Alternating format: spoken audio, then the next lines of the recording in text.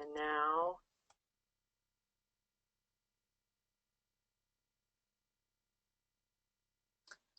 hello, everyone. On behalf of Autism Speaks, Autism Science Foundation, and Escher Fund for Autism, I would like to welcome everyone to this webinar, The Potential Role of Epigenetics and Sex Differences in Autism, featuring Drs. Tracey Bale and Dr. Donna Worling. My name is Jill Escher, and I'm joined by your host today, Dr. Alicia Halliday, Chief Science Officer at Autism Science Foundation. Dr. Matt Pletcher of Autism Speaks sends his regrets he could not join us today. The first three webinars in this series explored a variety of emerging subjects: the complicated biology of germ cells, new findings regarding de novo mutations in autism, the epigenetic and mutagenic effects of certain exposures, and new findings in a field related to impairments in neurodevelopment called genomic imprinting. All these webinars are online, available through the asfpodcast.org website or the homepage of my website, germlineexposures.org. You can also mark your calendars for January 24th, when our speaker series continues with Dr. Mark Zilka of the University of North Carolina, who will present on epigenetically regulated genes. At any time during or after the presentations, please feel free to submit questions via the question bar, which you should see on your screen. FYI, everyone is on mute during this webinar, so don't worry if you're making some noise. And a quick note, in the past, some participants could not find the screen. It may be hiding beneath your browser, so take a look. Today's topic, sex differences in autism, is something I personally think about and witness every day. I have both a son and a daughter with severe nonverbal forms of autism. They attend different autism schools and a variety of different programs and camps, and in all cases, the boys vastly outnumber the girls.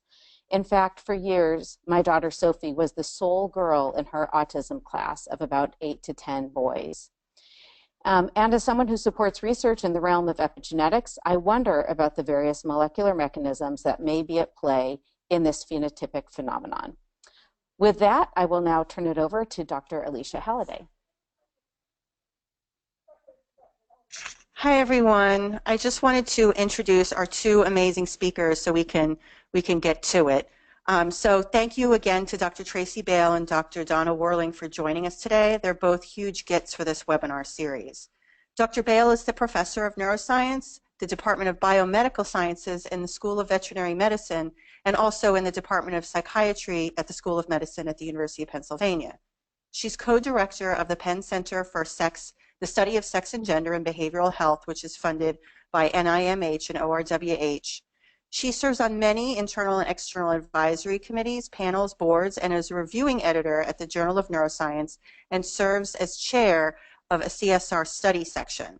She's been the recipient of several awards for her research in this area, including the Career Development Award for Early Career Achievement and Promise by the Society of Neuroscience, and the Richard Weitzman Memorial Award as the Exceptionally Promising Young Investigator by the Endocrine Society, and the Medtronic Award for the Society of Women's Health Research for outstanding research that's led to the improvement of women's health.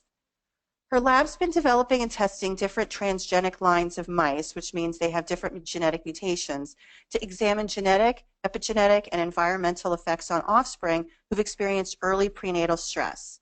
Their lab does this to understand how this might affect this increased susceptibility to neurodevelopmental disorders, including changes in stress reactivity, behaviors, and cognitive functions. She focuses on how these behaviors are transferred across generations and how they differ between male and female offspring. She does this by studying specific molecular and epigenetic changes in the placenta and embryonic inflammation, nutrient transport, and changes in epigenetic machinery during early gestation and the period in the mice from birth to adulthood.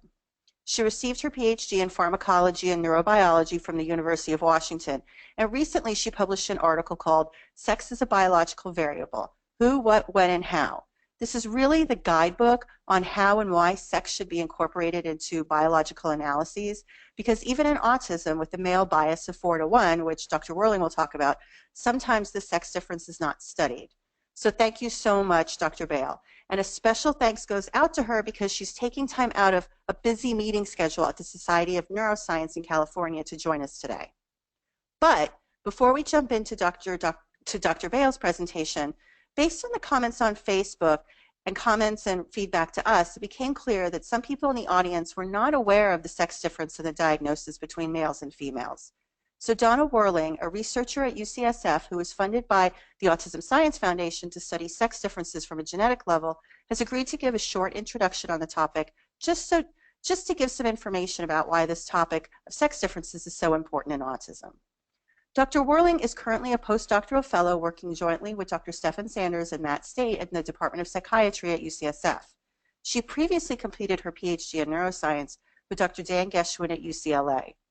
Her work focuses on identifying and understanding the biological mechanisms that contribute to the development of autism, including risk gene discovery and investigations of the pathways by which sex differences in neurobiology impact autism risk in males and females. Let's start with Dr. Whirling's presentation to get everyone a short background on the genetics and epigenetics of sex differences in autism. I want to say, though, this is not meant to be a sweeping review. Actually, Dr. Whirling was part of a panel at the Interagency Coordinating Committee that did a broad 10,000-foot look at sex differences in autism, and I can post that URL for the presentation in our podcast, but I just wanted to warn everyone, this is a 10 to 15-minute introduction. It will be short and focused. So there may be many issues that she did not cover, but it's a good place to start. So I want to turn it over to Dr. Donna Whirling.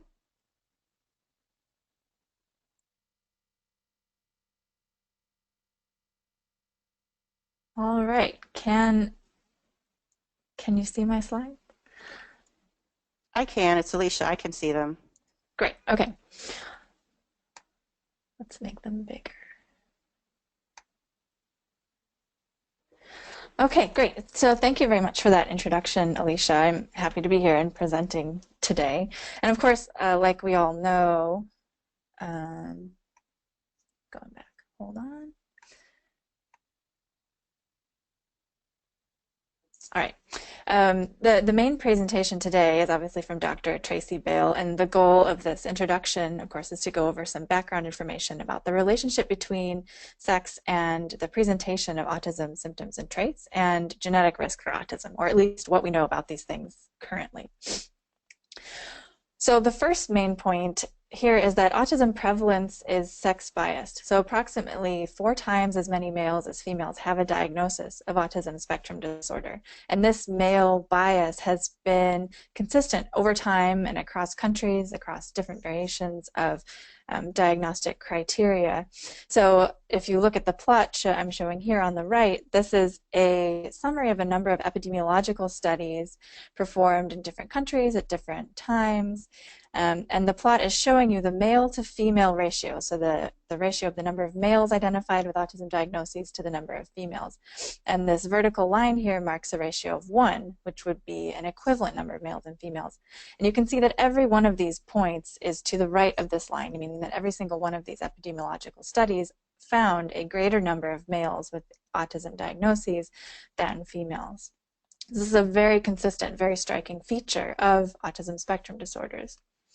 Interestingly, this male skew appears to vary by the intellectual ability of the individuals that you're looking at. So among individuals with normal to high IQ and an ASD diagnosis, the male to female ratio can be as high as 9 to 1.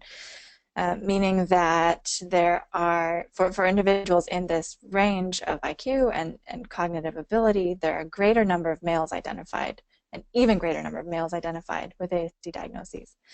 Among individuals who have autism and a comorbid diagnosis of intellectual disability, this male to female ratio is much smaller. It's not equivalent. There are still more males than females, but it's much closer than for individuals with normal to high IQ. So we know, of course, that there is this difference in prevalence or difference in the rate of diagnosis. And we're also now starting, as a field, are starting to appreciate that there are differences in the ways that male and female ASD symptoms present. So from a phenotypic level, we know, like I mentioned in the previous slide, that a greater proportion of diagnosed females also have comorbid intellectual disability, with the caveat, of course, that intellectual disability is not formally a part of autism diagnoses, but this is a definite sex difference in the presentation here. We know, or a number of studies are beginning to show some sort of consensus that females with ASD tend to show fewer restricted interests than males. So repetitive behaviors and restricted interests are one of the main domains of diagnostic criteria for autism, and this is one domain in which females are consistently showing lower scores or less behavior in this domain. And that's shown in the plot on the right here. There's also growing data now from neuroimaging studies, both studying brain structure and brain function, that there are sex differences in the brain between males and females with ASD. And the sorts of studies are in their early days, but there is preliminary evidence suggesting that there are differences in brain structure and function as well. Another way that autistic females tend to differ from males are in their social ability and social strategies. So another one of the main domains of diagnostic criteria for ASD is, of course, social communication and social ability. And there have been a number of studies that report differences in this domain. So, for example, female children with ASD, as reported by their parents, tend to show greater desire to be liked by their peers than male children with ASD do, and they're more likely to use mimicking as a social strategy. So observing other individuals in their class, maybe who are particularly social or have a lot of friends, and they will try to mimic their behaviors. In contrast, male children with ASD are more likely to simply withdraw from social situations as opposed to mimicking and still getting engaged. There was also an interesting study looking at adults who have a diagnosis of ASD, and among these individuals who could self-report their own traits, these women who came in presented with fewer social communication difficulties than males during a clinical observation. So when a clinician is giving the ADOS, which is a measure of autistic behaviors, the females who were evaluated showed fewer difficulties with social communication. But at the same time, when these women were asked to report on their own ASD traits using the autism quotient measure, the females reported more ASD traits than the males did. And this disconnect between the social ability of these women as observed by a clinician and their self-experienced level of difficulty has led to this hypothesis, or the coining of this term called camouflaging, which is this idea that females with ASD, particularly those with normal to high IQ who are verbal, might be working very hard to mask or camouflage their social difficulties. So camouflaging in this case means as I've stated here, the conscious or observational learning of how to act in a social situation by adopting social roles and following social scripts. So this is a very kind of rote memorization approach to dealing with social interaction. And this can work in a clinical setting to mask social issues from a clinician, but these women who report or describe using this as a social strategy also tend to point out that this requires substantial effort on their part to maintain this strategy on a prolonged basis, and it can be exhausting and distressing. So more work in this field is very much needed to better identify these girls and women and to provide them with the support services they need that can alleviate this distress.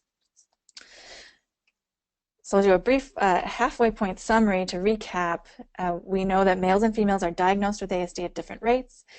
They present some ASD symptoms to different degrees, and they tend to show different social motivation and strategies for navigating social interactions.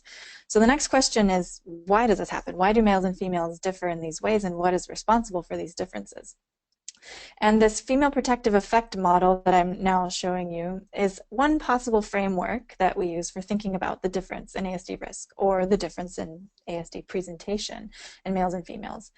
So under this model, or this framework, we assume that liability or risk for ASD is quantitative, that we can give it a score, a numerical score, and then it's distributed in the population. And that males and females have different thresholds or minimum levels of liability beyond which individuals show a diagnosable phenotype of ASD. And we call this model the female protective effect model because there appears to be this range of liability, so in the light gray here, that is sufficient to lead to ASD in males but not in females. So it appears that females are protected from the liability in this range. And we hypothesize that this could be due to aspects of female biology that protect females or aspects of male biology that make them more vulnerable to liability in this range. So we can determine whether this model is truly a useful way of thinking about this question by making predictions and testing them. And one key prediction from this model is that when we look at individuals who have an ASD diagnosis, so anyone above these thresholds to the right, we would predict that females with ASD would have greater liability than males do. And the aspect of ASD risk or liability that we understand the best currently is genetic risk, and I'll go into that in more detail next.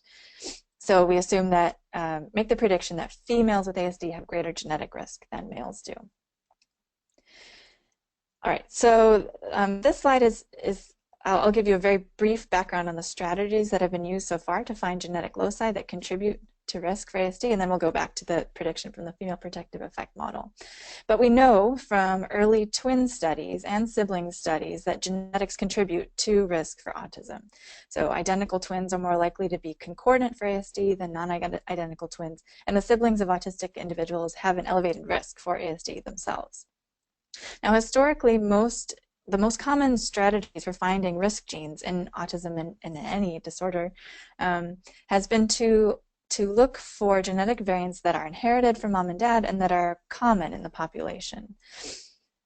So one strategy here is a family-based study. This is meant to show a pedigree, dad, mom, children, these two are affected. And the goal of a family-based study like this is to identify genetic variants that affected family members share with each other. So if you can see this pink-purple variant is meant to represent a genetic variant that these individuals share.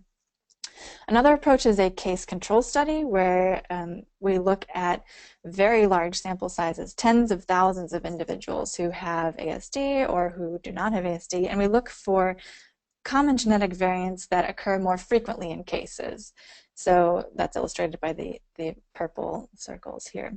And these approaches, both of these approaches are valid and useful, but due to the sample sizes that we as a field have been able to collect so far, they haven't been necessarily as fruitful as we want. And actually for ASD, autism, studying genetic variants that are not inherited has been really key in recent years for finding specific genes that are involved in ASD risk. And what I mean by non-inherited variants are mutations that are not inherited from mom and dad, but they occur brand new in a sperm or egg cell. And we call these de novo variants.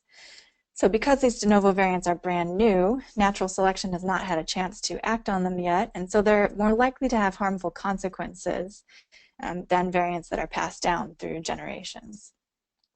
And locating de novo variants in kids with ASD, particularly variants that disrupt gene function, has allowed us to identify 65 genes so far that are associated with ASD risk. That's illustrated by the little red mutation down here in the affected child. So there are 65 genes that we can associate with ASD risk. And these 65 genes mainly fall into two networks of biological function. So genes having to do with function at the synapse, which is the connection between neurons, and genes having to do with chromatin, which is the way that DNA is packaged and stored in the nucleus. Now, a study published last year found that males and females with ASD are equally likely to have a mutation in genes belonging to either biological network. And this suggests that both of these biological pathways are involved in autism risk in males and females. And this is in contrast to an alternative hypothesis where we might guess that perhaps different sets of genes contribute to ASD in males versus females. But we're finding that is not the case. And this would suggest that sex differences in autism risk are actually a difference of degree, not of kind, if that makes sense, since the same biological pathways are implicated. No. So now that we have a little bit of background on the approaches used to find genes and how those genes are distributed across males and females, we'll go back to the prediction that I mentioned from the female protective effect, which is that females with ASD should have a greater genetic risk than males with ASD on average. And when we look at de novo variants, we find evidence that is consistent with that prediction. So when we look at de novo copy number variants, so this is when entire sections of chromosomes are either deleted or duplicated, we find that a greater proportion of females with ASD have this type of de novo variant than males do. When we look at variants called indels or insertion deletion, this is when only a handful of base pairs are inserted into the genome or deleted. We find a very similar pattern that females with ASD, a greater proportion of females with ASD have these types of variants than males do. When we look at single nucleotide variants, when just a single base pair is altered or removed in the genome, we find, again, the same pattern. A greater proportion of females have this type of deleterious harmful variant than males do. So this is consistent with the idea that females have greater genetic risk than males, and it suggests that the female protective effect model is a useful framework at this point for thinking about the question of sex differential risk and presentation. Now, moving forward, the next step in the field that is already underway is to work to identify and understand the mechanisms that are responsible for protecting non-diagnosed females and the mechanisms that are responsible for increasing vulnerability in males in a way that can explain these differences that we see at the genetic level. So stay tuned. To just summarize the points that I've made here quickly, with regard to prevalence, ASD is diagnosed more frequently in males than females. We have growing evidence that autism looks different in males than in females, and we're working to understand what those differences are and how they manifest. And then from the genetic level, we know that genetic variation contributes to risk. We've found that a common set of genes is involved in risk for autism in males and in females, and this is consistent with the idea of a female protective effect model, where we see a greater proportion of diagnosed females carrying particularly harmful mutations as opposed to males. And with that, I think we can move on to Traci Bale's presentation. Yes, thank you so much. This is Alicia. Again, I just want to remind people we are going to be taking questions. There should be a question screen within the GoToWebinar panel. And then also, if you want to email me, my email is ahalladay@autismsciencefoundation.org. I'll make sure that your questions are included. So thank you.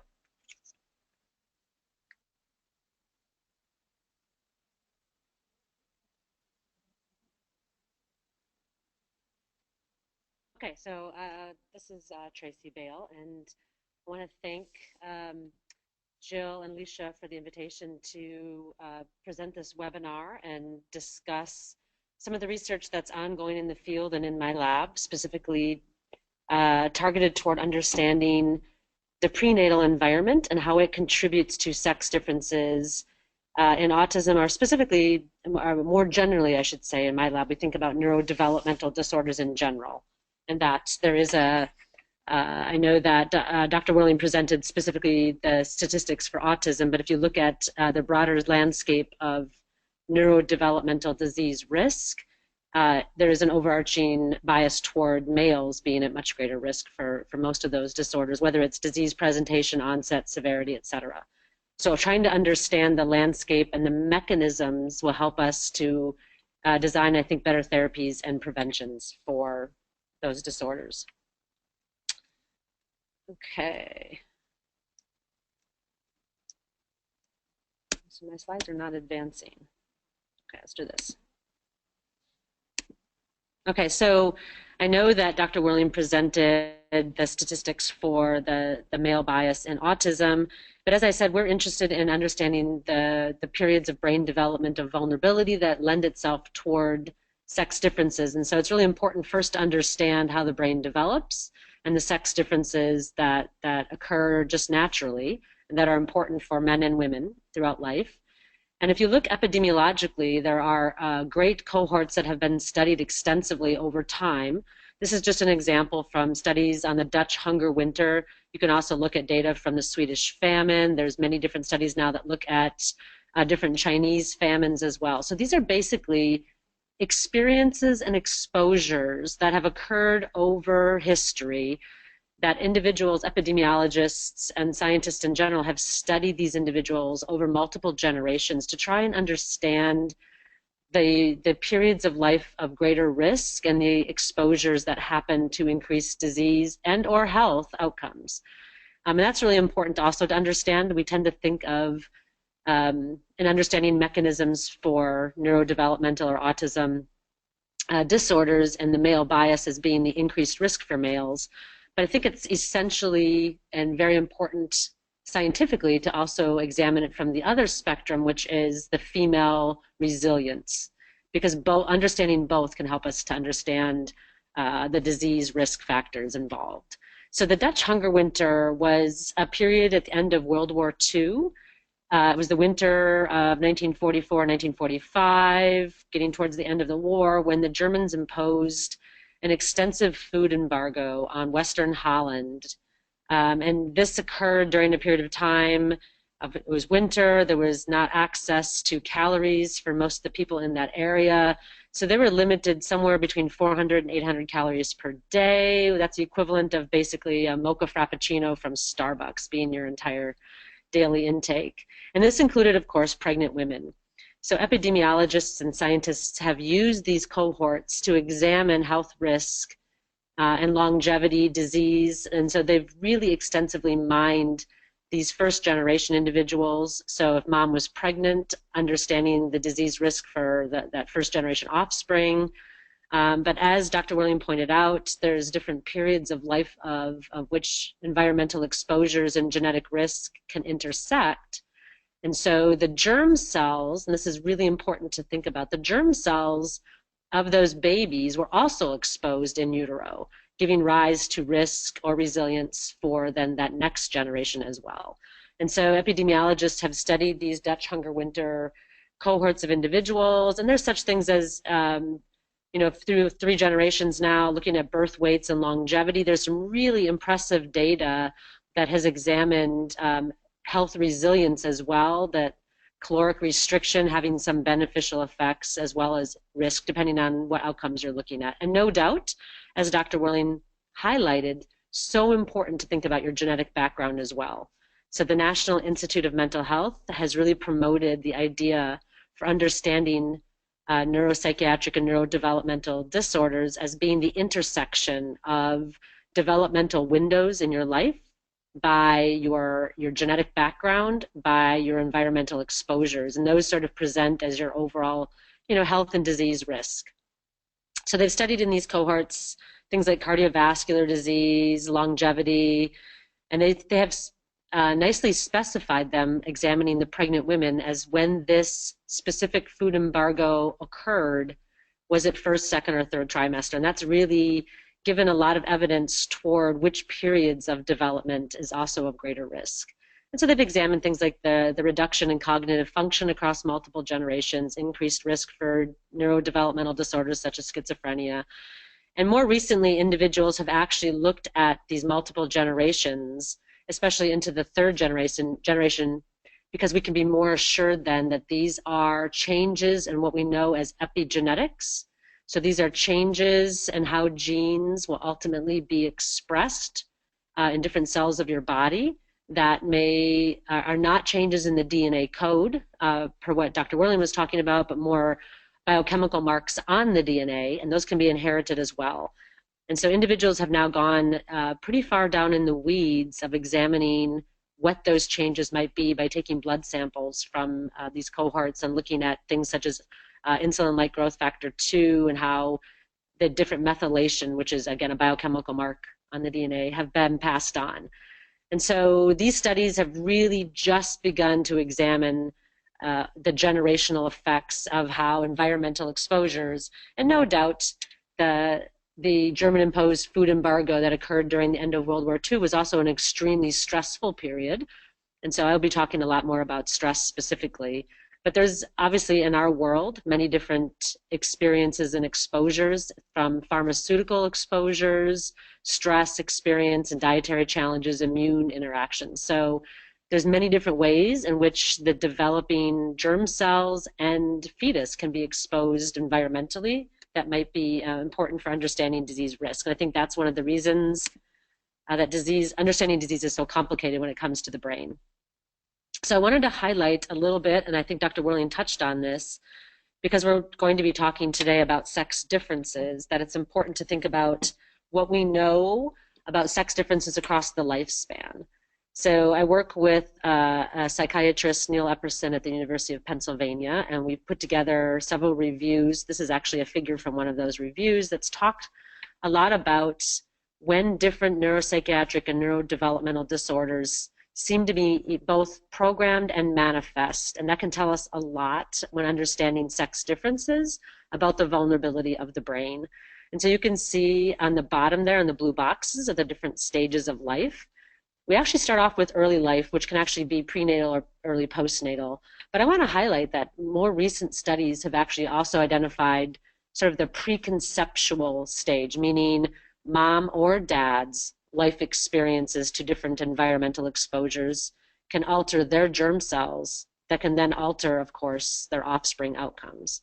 So if you look at different types of neuropsychiatric or neurodevelopmental disorders, you can see that early life is a clear period of increased male risk.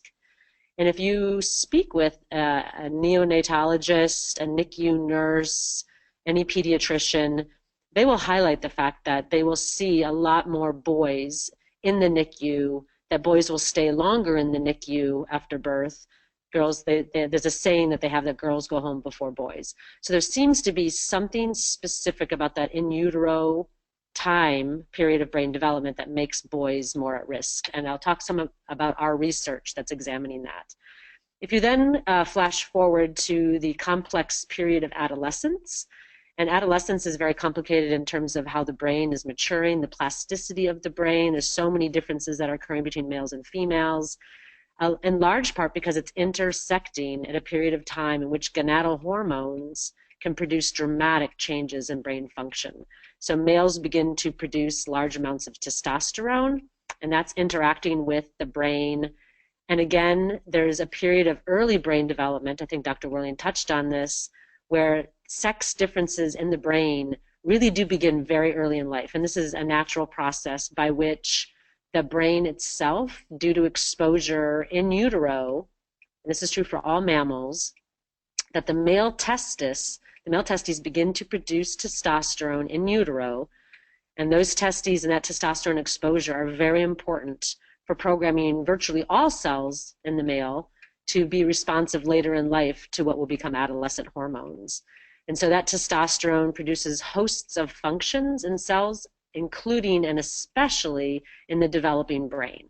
So by the time you are an adolescent, the male and female brain have already begun to dramatically diverge. And so if you conducted a fMRI analysis of the male and female brain, we know that there are specific regions in the brain that just by looking at the size of those brain regions, you will see that there are differences. And it's not all in one direction.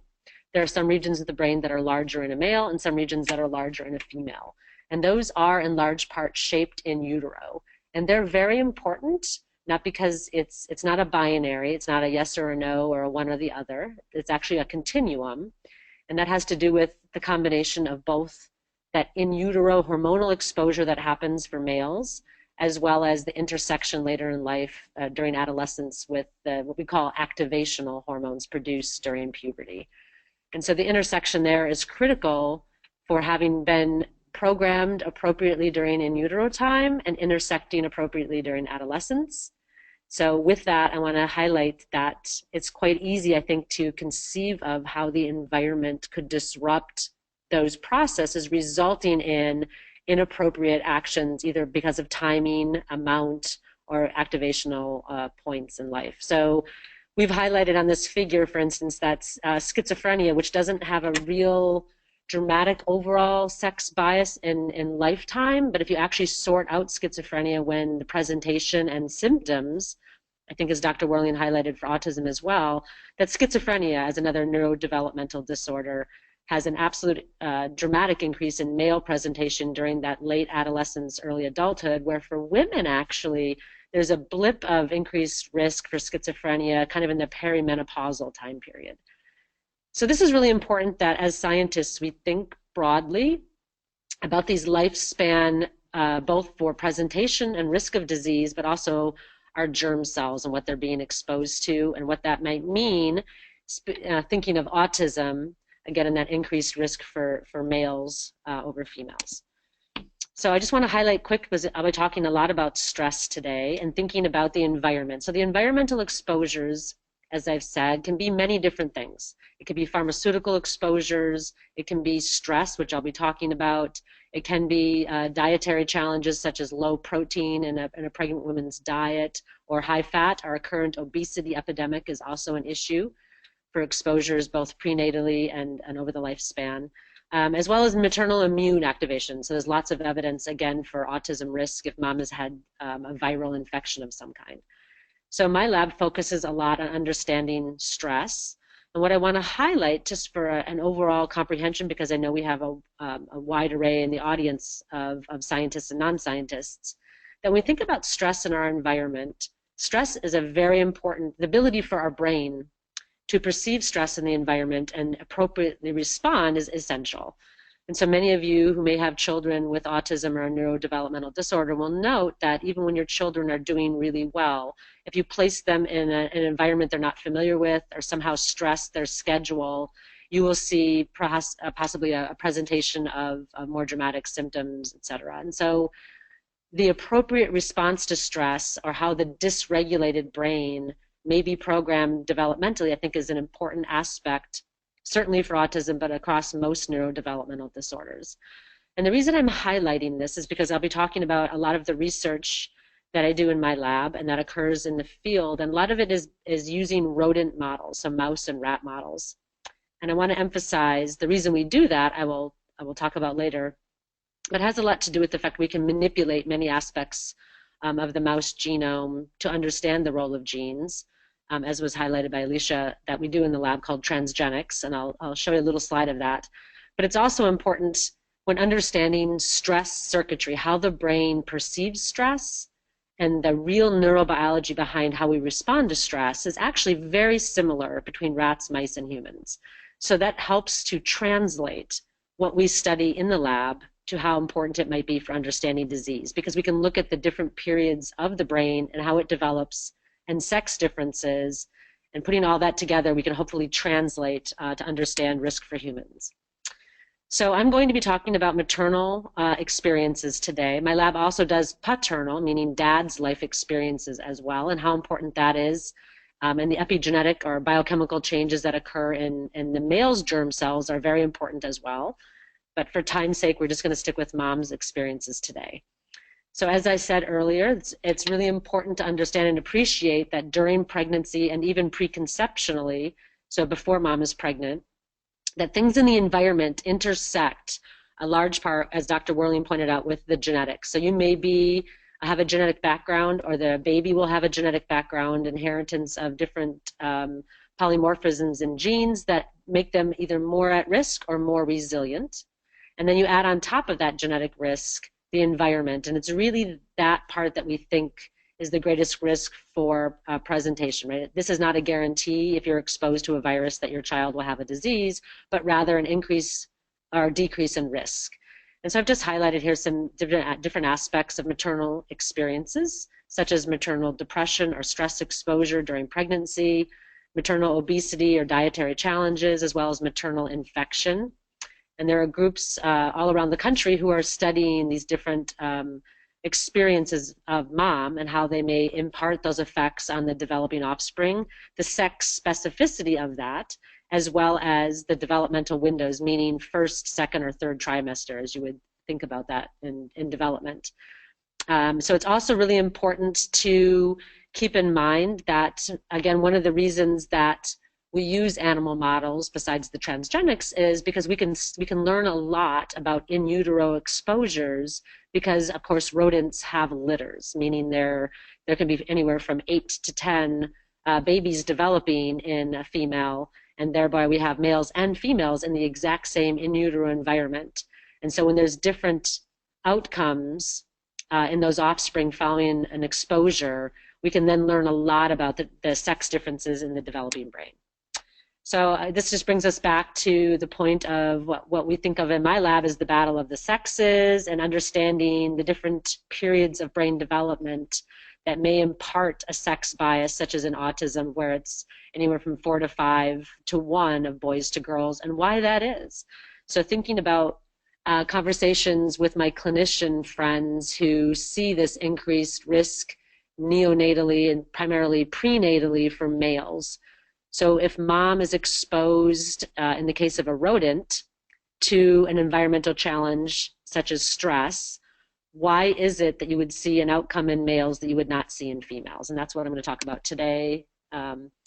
So for those who don't work in the science arena and understand what we do with rodents, this is several graphs just highlighting many of the different ways that we can use rodents in the lab to get at translational outcomes that might be of relevance to neurodevelopmental changes and disease risk.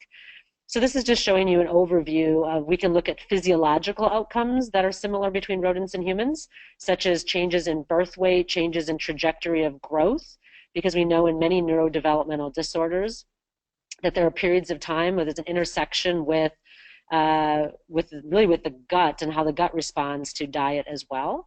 And I know that in autism there is a large a cohort of children with autism who have GI problems as well. And I know that there's also an intersection in those kids, especially during puberty, where the onset of hormones seems to exacerbate a lot of those symptoms. So a lot of those aspects we can study in the rodents as well. So we can look at changes, as that graph on the left there is just showing you differences in what we use as an early prenatal stress. So anytime you see that EPS on any of the graphs, that just means early prenatal stress. So what we do in the lab is we take a pregnant female, as soon as we know that she's pregnant, and we can assign her to 2 experimental groups. Control, meaning she's not going to be experiencing stress and she'll just happily live in her cage and give birth and raise her young. Or we have another group of females that we then assign to experience stress. And we try to mimic this as close as we can, or model this based on what we know pregnant humans would be experiencing, types of psychological stress. So the individuals, the clinicians who study maternal stress have looked at psychological exposures such as divorce, loss of a job, having to move, death of a close loved one. So those are very strong and robust psychological stresses. And we can model those in mice by doing various things. Mice are very easy to stress. First of all, they respond robustly to changes in their environment. So we can do things like expose them to objects that they might be afraid of. We can expose them to odors that they fear. We can restraint stress them by placing them in a tube for a small period of time. And we do these exposures over the period of 7 days. So it's a week-long stress, 1 stressor per day. We do different stresses. We do them different times of day. So sometimes the mouse she'll experience a stress during the day. Sometimes she'll experience it at night. So she doesn't habituate or learn to anticipate those stresses. It's basically a way of mimicking how a human would be exposed to their environment where they're no longer in control, which is found to be stressful. And then we can study her offspring. We can look at all kinds of outcomes, how the brain develops, how the animals, their litter weights, how they grow and develop, how they socially interact, how those offspring themselves respond to stress as adults. So these are some of just the graphs here now showing some just large parts of those data. So body weight changes when they hit puberty. We also can understand their stress response. And this, as I said in the beginning, is a really translational way, because the circuitry in the mouse brain, as I said, is the same as in the human. And so if we do an early life or a prenatal exposure to mom, and then we study those offspring as they become adults, we can expose them to an acute stress. Again, we can restraint stress them. We can take blood samples from these animals And so that curve that I'm showing you in the middle there with the black and red lines is just showing you that the early prenatal stress animals produce more stress hormones over a period of time than their control counterparts do. And that's equivalent to what we would see in most human disease, where you're more stress reactive than a normal individual would be. I want to highlight that when we do these studies, we're doing them very early in pregnancy for the mouse. A mouse gestation is around 19 to 20 days. And so if we break that up to be similar to first, second, and third trimesters, our studies have shown that the first trimester, really, really early developmental time, is when we're seeing these outcomes. And what was fascinating is though mom is being exposed to stress for those first 7 days, really very little brain development that's occurring in those first 7 days, and I'll get to that in a minute. What is happening, it was equivalent to the first trimester in a human. And you'll see from our data and what I'll talk about today, it was only the male offspring, not the females, just the male offspring, that showed these changes in their brain development throughout their lifespan. And they were able to pass on the same phenotype to their sons as well, not daughters, just sons. So there is a definite sex specificity in both the initial impact of mom's exposure and then as well as the transgenerational or intergenerational transmission of that effect to the future offspring. So in large part, my lab is very interested in really trying to understand, because again, in rodents, it's a litter. There are equal males and females that are developing in utero. So why is it specifically that we see these body weight changes, metabolism changes, stress reactive changes, cognitive deficits that really only show up in male but not female offspring over their lifespan? So that's what I'm going to talk about today.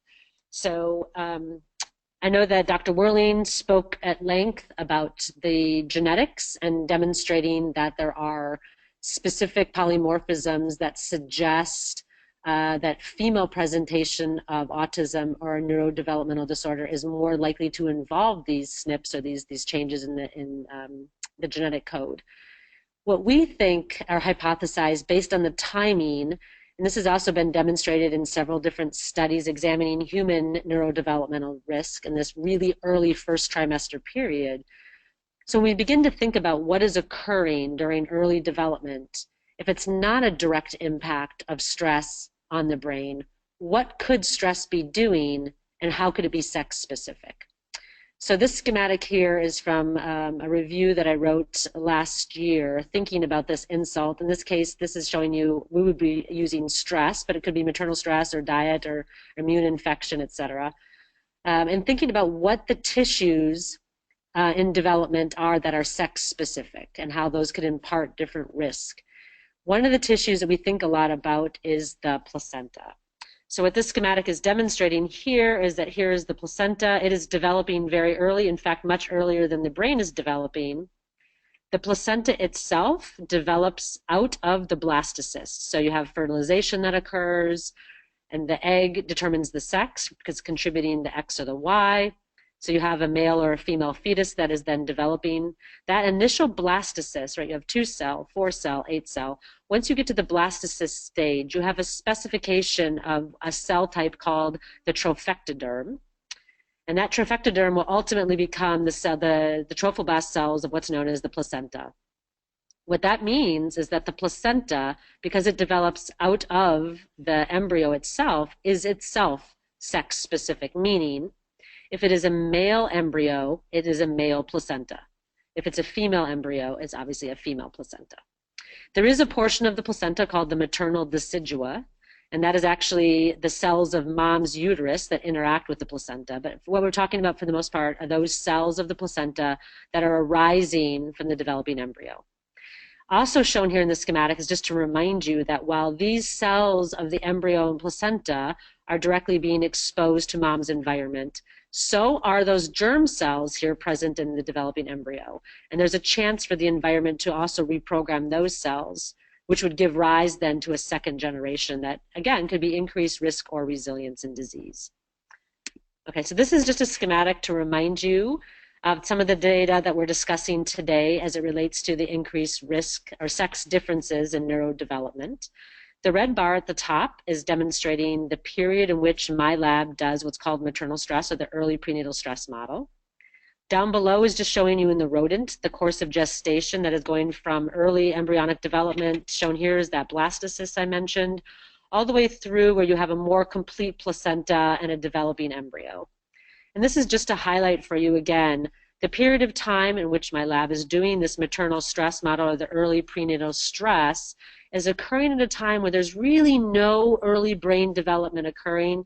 There's a lot of implantation and placental development. And that is why my lab is focused in on the potential contribution of how this sex-specific tissue, which is an endocrine tissue, the placenta is, it is so critical in transferring all of the information from mom's in utero environment, all of her experiences, and relaying that information to the developing fetus throughout gestation. So you could imagine if mom is exposed to something very early in development, an infection, a stress, or dietary challenge here early in this first trimester, many women experience severe nausea during that early period and lose a lot of weight. You can imagine how this experience then could shape the cells that eventually become the placenta. And by changing the development of the placenta, you could ultimately change throughout the course of pregnancy the information that ultimately feeds into the developing brain. And that's sort of the hypothesis my lab has been examining. All right, so this is a complex, but really actually very simple slide that talks about placental development. So several years ago, my lab began thinking about the sex differences that occur naturally in the placenta. So this is true for humans, all mammals, so humans or mice in this case. And we asked a really simple question, which is, if we asked over the course of gestation, so embryonic day 12 to 15 to 18, so mid-gestation, mid-late, and late gestation, if we asked all of the genes that are expressed in the placenta, which will tell you in large part what's going on in the placenta at that time, if we compared across all of that period of time between embryonic days 12, 15, and 18, and that's this complex numbers of this Venn diagram showing you, you can see these large numbers. What those large numbers indicate is that there are a lot of different processes that are occurring globally across time. If you then take all of that data and ask, okay, just the genes that are sex specific, meaning they are statistically different between males and females across all of those time points. You can see in the center of that Venn diagram on the right there that there were only, surprisingly, 7 genes. This is very surprising because, as you can see on the left, there were lots of genes that were dramatically different across all of these time points. So really only 7 showed up as being statistically different. And so that gave us a direction to go in which we could begin to examine the function of these genes, meaning if there are genes that are increased or decreased in expression between a male and a female placenta, that might give us an idea of how a change in the environment could interact differently for a male than a female, changing the information, again, the developing brain is seeing. So I'm going to show you here now is this list. Some of you may know some of these genes. It may mean nothing to some of you, but what I want to highlight, the gene identification is on the left, and then they're showing the protein function on the right, and the sex difference across 12, 15, and 18 is just showing you the embryonic points. Higher in is really showing you the fact that it's either higher in a male or higher in a female. And what I want to point out is that all of these genes, all 7, are either on the X chromosome or the Y chromosome. So in the case of the males, those top 4 genes are, of course, higher expressed in a male placenta because it's on the Y chromosome and they don't exist in the female placenta. And the bottom 3 are genes that are escaping X inactivation, meaning normally one of the X chromosomes would be inactivated. There are some genes that will escape that process. And what ultimately happens then is that they're twice as high expression in a female cell compared to a male cell. Okay. So I want to take a second because I know many of you are probably confused, and even in the scientific realm, I get this question a lot. In utero, with a litter, as I said, each embryo is developing, has its own placenta. There's not just one giant placenta in the uterus that they all feed off of. Sometimes confusion there. So each one, so for doing these studies, we can do different exposures of the mouse during different stages of pregnancy. And then we can take one male and one female placenta across all different exposures and begin to assess these changes. So again, this list is just showing you basally, before we even do any exposure, there are already differences in genes that are expressed in the male or female placenta coming from the same uterus. And if you look on the right, the protein function that is demonstrated for each of these genes is really important in that they're very much genes that are important for how other genes are expressed. So they're important for understanding chromatin and how large sets of genes will be regulated. And so that's very important because what it says is that these genes with very broad potential processes that they're important for already are different in a male cell of the placenta than a female, which may position those sex differences to then respond more appropriately or less appropriately in a male or female, ultimately placing one of the sex's brains at more risk. Okay, so this is just showing you the image on the left there is actually a developing fetus, and what it's attached to there is the placenta. And this is actually just an image showing you there are ways in which we can use tools to image the developing tissues as well, and I'll get back to that in a minute. So one of the genes, as I showed you in that previous slide, one of the 7 candidates that we know to be very important now is called OGT. It stands for O-glycosyltransferase, and this OGT gene is critically important for many different functions. I'll show you in a second. And because we identified this one specific gene from a large-scale screen, as was pointed out by Alicia earlier, we are able to use transgenic manipulation to alter genes to ask about their important functions. So I'll show you data from that. But just to get everybody up to speed on what this really important gene does, so when OGT is made into its protein function, it's an enzyme, O-glycosyltransferase. And what O-glycosyltransferase does is it's sort of an intermediary between nutrient availability in the environment, predominantly glucose, so how much sugar is available in the environment determines a lot about the function of this gene. And we know that it's important in everything from embryogenesis, determining metabolism, programming immunity, determining cardiovascular disease risk. So all of those have been established important functions of OGT. The part that's newest and of most interest is how OGT functions in the nucleus and how it's really important for epigenetic regulation. Again, so how we determine expression patterns of wide sets of genes. And why that's important is because how different patterns of genes are able to be expressed determines many things about cellular function. So you can imagine you go into the nucleus of a trophoblast cell within the placenta, difference between a male and a female cell, change the function of that cell, it now is making different information that then can be relayed to the developing male or female brain. And what this red patch at the top here is showing you is that this gene called OGT is on the X chromosome, which is showing you here in red, and it's located very close to a gene called EXIST. And some of you may know that the EXIST gene is a long non-coding RNA. It's very important for coding and turning off or inactivating one of the X chromosomes in all cells in females. So its location here also suggests that it may interact and therefore be broadly important in determining genes that may escape X inactivation in cells, again, pointing to sex differences in disease risk. Okay, so this is a bunch of data that I'm going to show you, and this is really just a way of establishing in our mouse model the importance and the regulation of this one gene that we focused on and how it might ultimately change brain development. So all you need to really understand here is these are biochemical blots. So there is a way that we can actually look at the levels of this protein.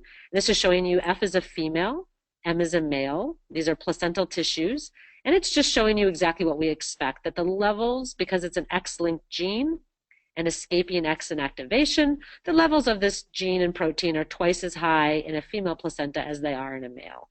And in fact, one of the functions of OGT is to place a biochemical mark called O-glycosylation. It doesn't matter for the point of this talk, but this is just another biochemical blot showing you that not only are its levels statistically different, but its function is dramatically changed. Again, showing you that the levels of all proteins in the placenta are twice as high in a female than they are in a male. Again, this comes back to the functional importance of what the developing brain may be seeing.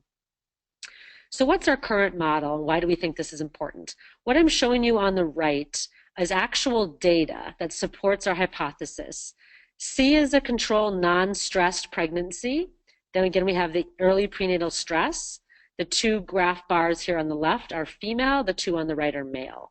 And what it's suggesting is that the levels being twice as high in a female compared to a male, you're starting off at a different baseline. Now you have that environmental exposure that's interacting with this difference. And while both males and females are responding, the males are becoming significantly lower, suggesting that functionally the placenta is changing. Right? So now the levels of this one protein that's so important broadly are changing, and it may then be shaping the information the developing male brain is seeing, but not the female. So coming back to one of my original points, which is this may suggest an increased male risk, but the baseline difference here, where females start off with more, may actually suggest an increased resilience for females, meaning they're able, at even the very genetic level, to moderate or dampen responses to the environment that males are not, putting males at greater risk. So what does this have to do with humans? Well, we were able actually to obtain de-identified human placental tissues from the University of Pennsylvania, and we were able to obtain biopsies from these placentas.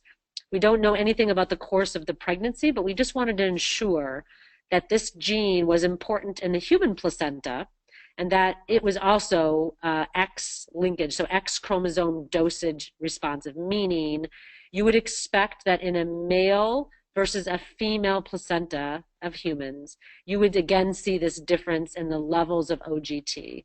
And that is in fact what we see. So this is again showing you a biochemical figure. The left is the graph of this data. And what it's showing you is a comparison in the human placenta from births widely given at the University of Pennsylvania, that on the XX, the fetal side of the placenta, the levels are twice as high again as they are in the male, which is what we'd expect. And the biochemical outcome here is showing you the same thing we saw in the mouse, which is the O-glycosylated protein, so the function of this one gene and what it does in the placenta that's so important is again twice as high in the female placenta as it is in the male. So we like to think of this as potentially being a point at which this places males at risk for environmental exposure during pregnancy, and may also place females at a point of resilience to respond to that. And I'll show you some data on why we think that. Okay, so this is a very complicated slide for those who don't have a genetic background, but all you need to understand is why we think this one specific gene is so important for sex differences. So for those who don't have an appreciation maybe of a genetic background, I'll walk you through this. So this is one of the functions of OGT that I pointed to earlier. So one of the things that OGT does in the nucleus of the cell, all cells, but specifically we're talking about the placenta, is that we know that it's increased in females. And one of its functions is to stabilize this other really important protein called EZH2. Why is that important? Well, EZH2 is a protein in the nucleus that intersects with histones. And we all remember from our biology class that histones are an important part of wrapping DNA, and they determine which genes get expressed and when. And these little methylation marks here that I'm showing you, the circles, are those biochemical marks I was talking about earlier. And of course, there are proteins that are important for those biochemical marks. And what those biochemical marks do is that they determine the gene wrapped around this histone is not going to be expressed. If we remove those methylation points, then the gene wrapped around this histone might get expressed.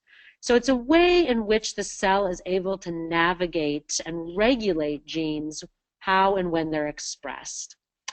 So we know that OGT is critical for these methylation marks that I'm showing you here, meaning on this specific histone in these specific places, It's really essential because this is what's called a repressive mark. So if there's a lot of this protein around, because there's a lot of this protein around, you will see dramatic repression, meaning inhibition of gene expression. So maybe we don't want changes in how genes are being expressed at this particular developmental window. That's what I'm showing you here. So we asked that question in our model, right? So what this graph is just showing you is exactly what we expect. Females have more of OGT, yes. So we would expect more of this methylation mark at this histone, and that's what this is showing you here. Females have way more of this histone methylation mark than the males do, supporting the fact if your genome is protected, repressed, so it's not going to respond to stress in the environment in the female, that may be that resilience factor. Whereas in the male, they don't have that repression going on at this particular time, and therefore they may then genetically be responding to the environment. And this particular time window may suggest that that's a bad thing for the developing brain. So as Alicia pointed out, my lab uses mice because we can manipulate the genome by using transgenics. So this is a slide which highlights how we do this. There are ways in which we can make mice that will transgenically, meaning we have added DNA to their genome to allow it to make a protein that we want to do a specific function. And we can drive expression of that specific gene, and we can direct it to really, really specific cells. So because we want to ask about OGT, we want to know as scientists the evidence that this one gene in cells of the placenta is important for brain development. Because if we can figure that out, then we can start to ask questions translationally in the human and disease. So we were able to cross these different lines of mice. We were able to direct this to trophoblasts, so those cells of the placenta we've been talking about, specifically target lowering of this OGT. So we don't have to even use stress now. We can just target the gene minus the stress. And we can do that, and we can ask the question then of those offspring, if we reduce OGT similar to what the males see with stress, do we see sex differences again in outcomes? So this is just showing you that we can drive the expression of this particular protein during the same window we would have been stressing. We can lower the levels of this gene in the placenta over the remainder of pregnancy and see what impact it has on the developing brain. So this data is just showing you, again, these are the stress hormone levels. So these offspring have now grown up. And we can now ask, if you were an animal that developed with a placenta that had really low levels of this OGT, do you see a difference in how you respond to stress as an adult? Because we know that's one of the features we're interested in. And the answer is overall, yes. And we see sex differences again here, where the male offspring are showing this heightened stress reactivity, and the females are showing a protective effect and a lower stress reactivity. So just by manipulating this one gene in the placenta, in the same uterus even, those offspring, those litter mates coming from the same mom will show very different responses to the manipulation of that one gene. And because pictures are worth 1,000 words, what I'm showing you here are pictures of our adorable mice. On the top are male mice, on the bottom are female mice. And what it's showing you, again, as I reiterated from early on, which is that many neurodevelopmental disorders, and autism is certainly the case, where children will present with difficulties in gastrointestinal symptoms, metabolism, etc. And so one of the things that we see in our stress model, and this is I'm showing you in males and females, if we manipulate this one gene in the trophoblast, so in the cells of the placenta only, that these offspring, when they grow up, have gastrointestinal differences such that they are smaller, so they grow a little bit less, and you can see that they're leaner. So both on the top, I'm showing you that the OGT manipulated litter mate here is smaller. He's a little bit shorter, and he definitely weighs significantly less. Excuse me, and the same is true for females. So on the top is known as a wild type, which just means that they have normal levels of OGT in the placenta. When we start to manipulate OGT in the placenta, either cut it in half or knock it out, we see again the same effect that we see with our stress. So as a scientist, you really like to see this because this demonstrates or supports your hypothesis that one single gene we identified in a screen is critically important in its function in the placenta, and that it imparts an effect on the developing offspring that impacts them throughout their lifespan. The data on the right is just showing you if we wanted to ask about questions in the developing brain, we can actually take these mice as adults and take pieces of their brain that are important for how they respond and cope to stress. And we can do large-scale screens. I don't have to define that for everybody, but I think you can clearly see these are offspring that had normal OGT levels in the placenta, right? So there's 1, 2, 3, 4, 5 animals. Here you have animals that had OGT manipulated in the placenta. These are all from adult animals. And you can clearly see if we're looking each line here, which you obviously cannot read, is a different gene. And so what it's saying is the brains of these animals develop dramatically differently.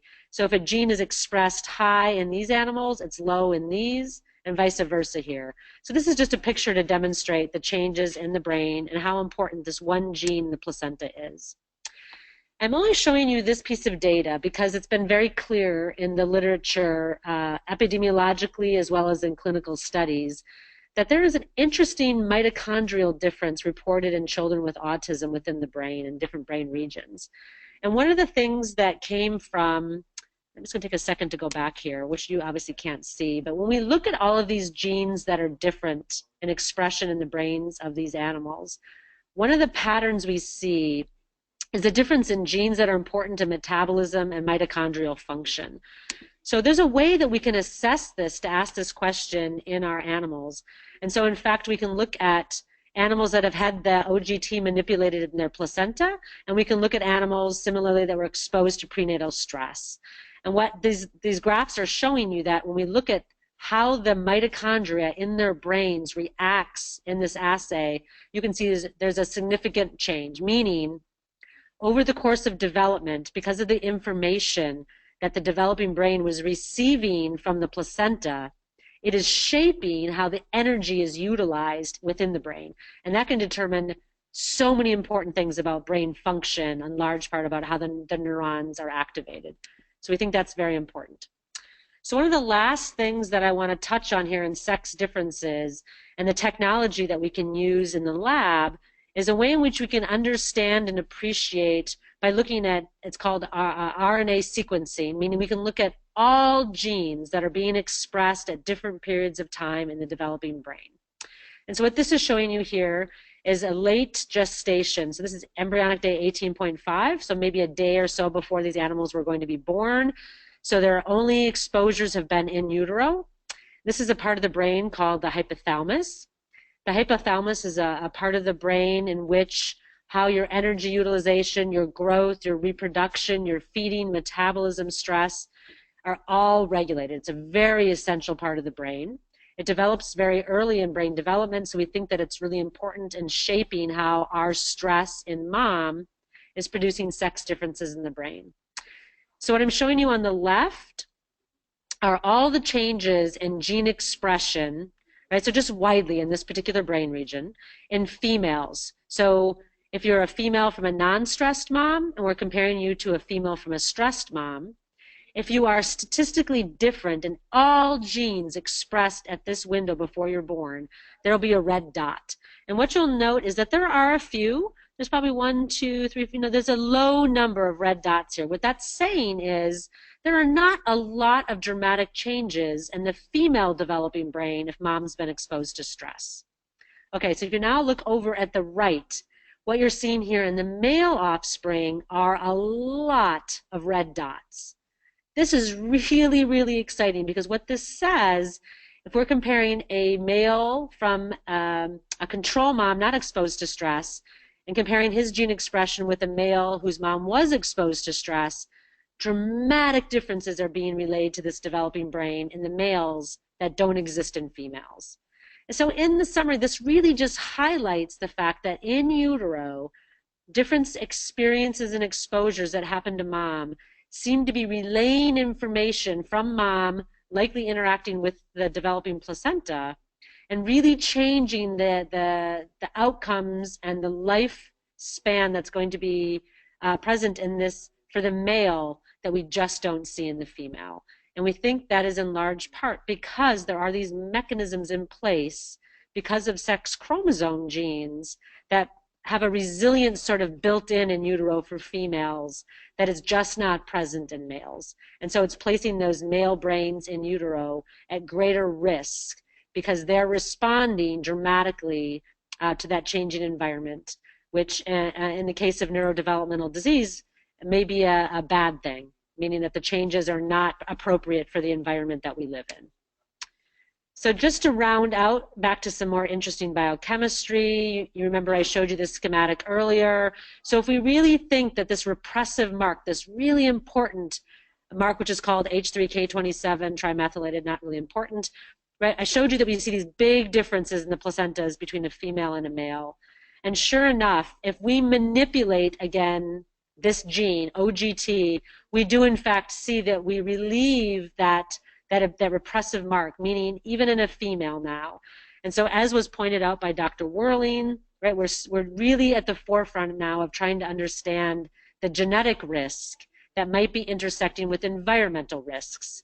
So I think this just kind of ends this webinar on a note of understanding one gene and its potential mechanisms, whereby if an individual may have a SNP that changes OGT itself or something downstream in terms of repression, that it might put then females might actually be showing up with things like autism, which we know based on Dr. Whirling's talk that there are a greater genetic risk. So it appears to be a natural intersection for males because they start off with these really dramatic low levels already. So now you add an environmental risk such as maternal stress, maternal immune activation, maternal dietary challenge, and you can imagine how you're now going to present with an increased disease for males compared to females. All right, so now if you manipulate that genetically, you can increase that risk for the females as well. So I just want to end on, before we take any questions, understanding how we can take these animal models, which are so essential for understanding disease, risk, and resilience, and we can now move them into the realm of humans. As I showed you, we've actually looked at this gene and its pathways and its patterns in the human placenta, and it's very, very similar to what we see in the mouse. So now we can pursue this gene and its function and the risk and resilience in humans, and we're working with different groups who have prospective placental tissue to begin asking questions about this function. And if we can demonstrate how this may be important for relaying information to the developing brain, then we can be excited to go forward with figuring out ways of therapeutic intervention, maybe being able to use it as a biomarker for predictive disease risk, to identify children who may have changes in brain development much earlier than we currently can. And so that's the direction that the lab is currently going, and using our different animal models to support human disease, which is so incredibly important. So these are some of the members of my lab, excuse me, who are doing a lot of this work. It's really important to acknowledge their efforts in the lab and how they continue to do these studies. Bridget Nugent is a postdoc in my lab, and she's the one who's interacting with a lot of the human studies as well, the amazing collaborations that we have ongoing at Penn. And I need to put out a big thank you and shout out to the National Institute of Mental Health. We have a number of grants on these studies, both maternal exposures as well as paternal. And I will highlight that while we've talked today extensively about sex differences in relation to maternal exposures, that my lab is also doing studies both in animal models and in the translational realm, understanding dad's risk, so how dad contributes as well, understanding the changes in his germ cells, exposures to the environment, and we're hoping that if we can identify some of those biomarkers, we might be able to also contribute to disease prevention at that level as well. So thank you for your time and attention, and I'm happy to take any questions. Hey everybody, this is Alicia. So first of all, thank you, Dr. Bale, and thank you, Dr. Whirling. I have to have a personal bias here and say that I think this is one of the more interesting, not only topics, but sets of presentations that we've had in this webinar series. And of course, I might be a little biased because one of Autism Science Foundation's funding priorities is to look at the female protective effect. So just take that as it is. I do want to tell everyone, I put it on the chat, we're having a little bit of a problem with the with the question box. I see a couple questions came in, but some people said they had some problems with the question box. So if you want to put it in either the question box or the chat box, I'm going to take like 2 minutes and talk about maybe just like summarizing the main points. First of all, I want to put another plug out as Dr. Bale did for these studies that look at prenatal factors and follow people longitudinally over time. There haven't been that many in autism. I don't know which study Dr. Bale's talking about that she's collaborating with, but there is a study going on, or was going on, at University of Pennsylvania, that was collecting placental samples from high-risk pregnancies that they had a high risk of having a child with autism. And so this is exactly the sort of research that these prospective longitudinal studies have. You don't really know what can be used with the data or how they will be used, but you want to collect as much as possible. Also, I thought it was interesting that there seems to be this kind of convergence of genetic and environmental factors, whether you think of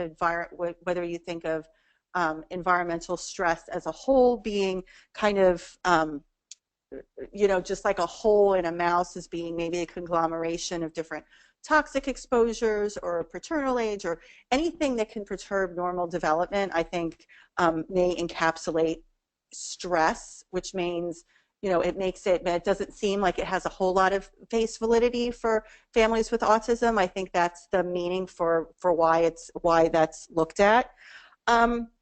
And also, I wanted to kind of throw out there, and maybe both of the presenters can comment on this. Is with autism, there seems to be this difference in prevalence that is kind of coincident with cognitive function. And I wondered what to think about whether or not it doesn't seem to be like any of the specific genes, but maybe cognitive function in people with autism may be kind of a downstream effect, and one of the more regulatory regions that affects IQ. It may be either specific to IQ or it may be more general. I also want to say 2 things about the animal model. So Dr. Whirling's presentation and Dr. Bale's presentation talked about 2 aspects of genetics, which I think it was really nice that both of them were presented. One is looking at the gene sequence and looking at things like de novo mutations in males and females with autism. And the second, which Dr. Bale did, was more of gene expression. So looking at different genes and how they influence the expression of other genes. So without any further ado, what I'm going to do is throw some questions out there. One of them is whether or not, Dr. Bale, you've seen anything with prenatal smoking, or have you really looked at prenatal smoking or tobacco exposure in any of your studies? So my lab does not do studies on nicotine because we're pretty focused on the stress. We've done things like immune challenge, and interestingly, we see the same outcome in terms of male risk and female resilience. Other labs actually have begun. There's actually a group that is involved in this at Penn, University of Pennsylvania, that has been looking at maternal exposure and transgenerational passage from maternal smoking.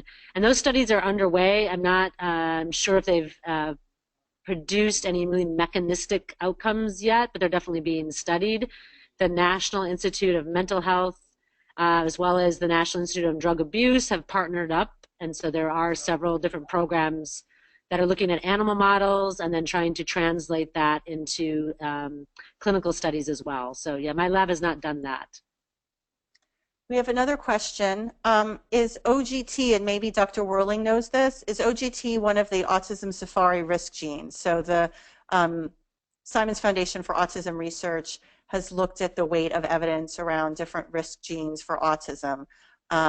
Is OGT one of those? Donna, do you know that? I don't know that off the top of my head, but I could check and get back to you in just a minute. Okay, okay. And then also, is there any data to show the response of this hormone to steroid hormones? So OGT's response to steroid hormones. That's a great question, actually. I think it kind of falls into the purview of I know a lot of Jill's interests. So one of the functions that we've noted, right? So the question would be, what information is the male placenta producing to the male brain that the female placenta is not? And that's one of the things that we're really interested in defining, because it would be a much easier way to sort of look at biomarkers and prediction if we knew what the information was.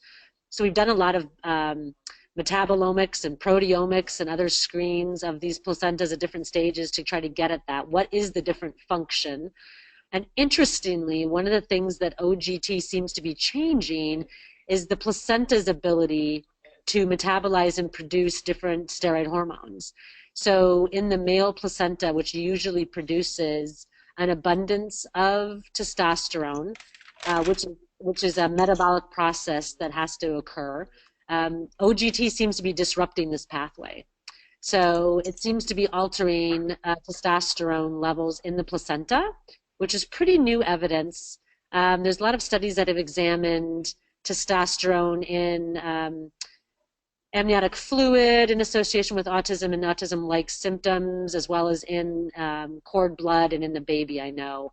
And so it's interesting that we come right back to, you know, this was a non-biased approach that we used, that we're again seeing steroidogenic processes that are altered in these placentas that may suggest somehow an intersection with how steroid hormones are produced earlier that impact the brain than we thought. Someone had a question about the last slide, Dr. Bale, so I don't know if you can go back to the last slide. They say that the knockout males seem to have higher levels, sorry, not that last slide, yeah, the knockout males seem to have higher levels of hormones than the wild type males. Yeah, if you look at that. You're talking about this slide? Yeah, I think so. Can you please comment on that, because it seems to be counterintuitive? So if it's this slide you're referring to, so this is a biochemical outcome. So, okay, if you look over on the left, you can see these bands that are on the top. I guess they didn't show up on this graph on the right. So these are bands, not hormones being produced. What the difference is here at the bottom between this wild type male placenta and the knockout, I mean, they're negligible. So in the realm of biochemistry, this is meaningless. It may look like there's something different here, but if you look at the air bar, there's no difference. So they're not producing anything more. This really shows you that there really is so little of this mark, this biochemical mark. Once you got down to this level, there's nothing functionally different going on here. Okay. We have one last question. Donna, I don't know if you're still searching for that gene in Safari database, yeah. But I found it if you want. Okay. Is it on there, or is it where does it stand? So it is listed in the Safari gene database, although the primary reference, so like the main reference, the reason why it got on the list was the paper that Dr. Bale referenced. Harrison et al. So that's good. No, that's good. So I want to make sure that, you know, while we've demonstrated that this gene is critically important for how the brain develops and sex differences, that you can imagine any SNPs in genes that are also upstream or downstream could also be equally important, right? So that would, you know, take down all day to go through all the different candidates potentially. There might be multiple stages along this pathway that could be, right, because each one of those things is also a gene. So right. Yeah, that's a good point, and goes back to the idea of it being, you know, looking at the gene sequences versus looking at, you know, right patterns or gene expression. So we have one last question for Dr. Worling. So because our families have no history, because some of the families have no history of autism or anything like it, and because this family has 2 children with profound autism, they're guessing that there were de novo mutations or epimutations in the sex cells. They would like to enroll in a study to better understand what might have happened and how to detect whether or not there were de novo mutations or epimutations.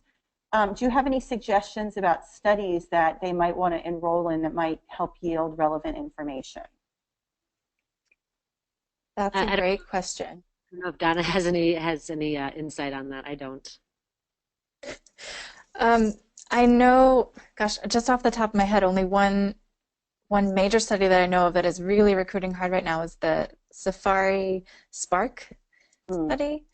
Simon's Foundation Autism Research Initiative is what that stands for, and they're trying to recruit, I believe, upwards of 50,000 families, the biggest autism family sample they can possibly collect, and they are um, mainly, I think they're only collecting saliva samples, so you don't even have to do a blood draw. Now, that kind of study would, I believe, would only be able to look for um, changes to genetic sequence, and it wouldn't be looking for epigenetic differences, but it could provide an answer in the realm of genetic mutations that may have occurred during sperm or egg cell development. Well, I'm so sorry that we don't have any more time for any other questions. I want to thank both of you for giving amazing presentations. You wouldn't believe the comments that have been coming in about how great this has been and really informative in terms of looking at sex differences in autism. Thank you guys so much. I just want to remind everyone that the webinar will be posted on asfpodcast.org in the next couple of days. So anyone that didn't get a chance to or wants to rewatch it, had to jump off, or thinks that someone that they know may be interested in seeing it can go to asfpodcast.org. So thank you all very, very much, and a special thanks to both of you. Dr. Bale is at a conference, and Dr. Worling barely squeezed by having to, or served her civic duty on jury duty, but then also was able to do this today. So thank you so much. Yeah, the society is very supportive, so they gave me. I'm in a little press room, kind of in the back of the conventions. Oh, wow. Okay. Thank you. Tell them thank you so much. They're very supportive. So, yep. Thank you very much. Thanks. Bye-bye.